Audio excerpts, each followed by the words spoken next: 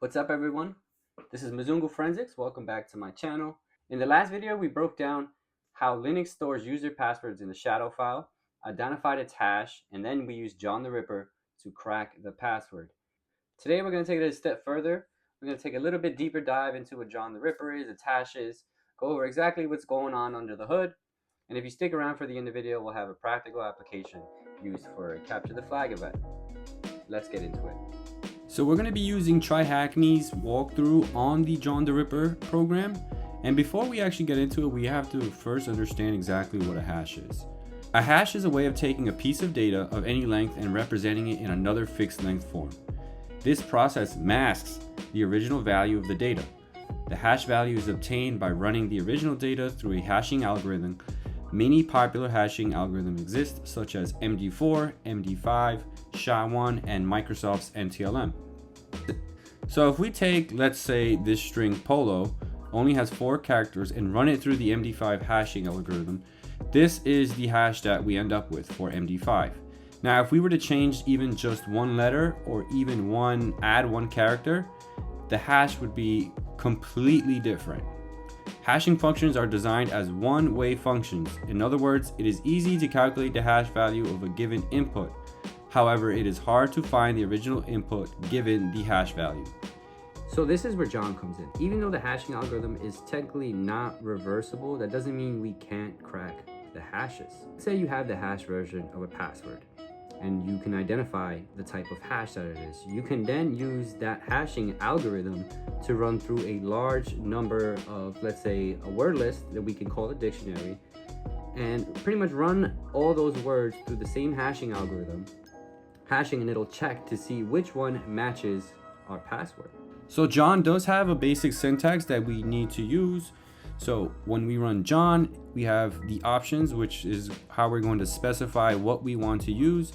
And then the file path will be the file containing our hash that we're looking to crack. So John does have a built-in feature that detects the type of hash and cracks the password for you. This is the syntax.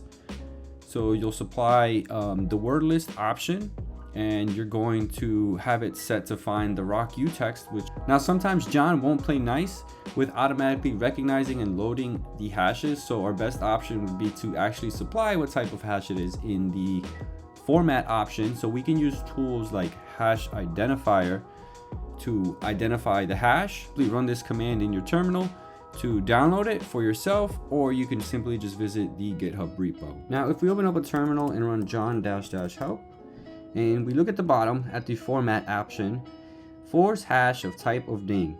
The supported formats can be seen with --list equal formats and --list equals subformats. So why don't we try running john-list equal formats, and let's see what happens. And we get a set of options that John has installed that will detect all these different types of hashing algorithms. Now, if we're looking for a specific one and we don't want to sort through all this, we can use our grep command. And if we're looking for MD5, let's do -a MD5. And we get several options that we can use. So this is a simple way of figuring out what formats you can use. Here's an example of what it would look like if you're going to use MD5. Okay, so that pretty much covers the basics. Now let's get into cracking that password protected zip file. And we're going to introduce another tool called zip2john.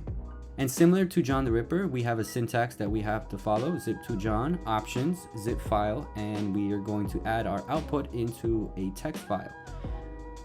You can see an example case here. And once we have that into a text file, we can then run that in John the Ripper. Okay, so now that we've gone over that, let's actually use what we learned in ACTF. This is EC Council's Hackerverse. You can go on here to practice. It's a free CTF for anybody to sign up and use. So our warm-up question 1 states, password recovery is a critical component of digital forensics, enabling investigators to access protected evidence that may contain crucial information for solving cases. Without the ability to bypass or recover passwords, digital forensics experts would be severely limited in their investigations, potentially losing access to files, communications, and other digital artifacts that could provide vital context or serve as key evidence. Question 1.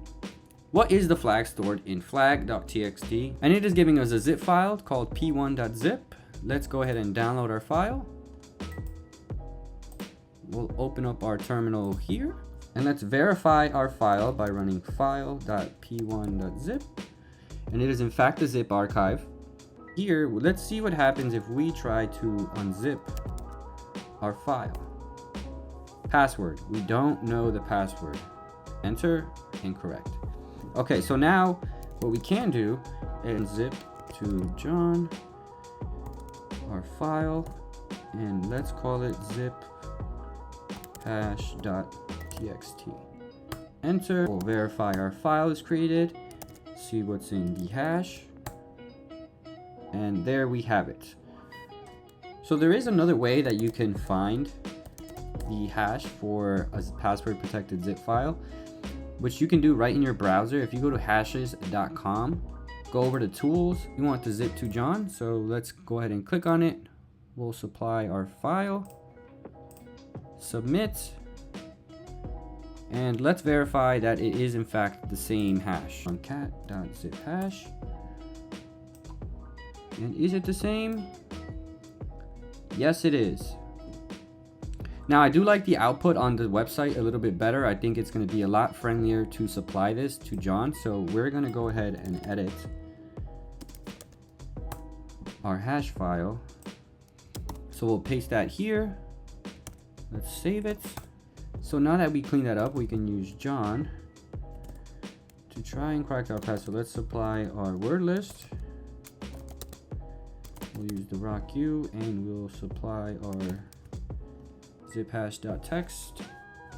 Let's run it. And as we see, since I didn't supply a format, John is automatically detecting what is the best possible algorithm. And we are just going to let this run until it's done. Okay, so that was taking way too long, so we're just going to supply the pkzip format that was given to us in the hash, and we're going to run it. After letting it run for a while, we see we have a hit. Our password is tomatoes. Now we can verify this by running john -- show, provide our file, and we see our password is tomatoes. So let's go back to our zip file and try to unzip it now. And let's type in tomatoes. Extracting flag. So we'll do cat flag.txt, and there we have it. That is our flag. Let's copy this and check to verify it is correct. And there we have it. And just like that, the zip file is cracked, password retrieved, and the mission is accomplished. If you stuck around to the end, you now have a better understanding of what John the Ripper is, its basics, and pretty much what's going on underneath the hood. Please leave a like, drop a comment on what you want to see next, and consider subscribing. This is Mzungu Forensics, and thanks for learning out loud with me. Until next time.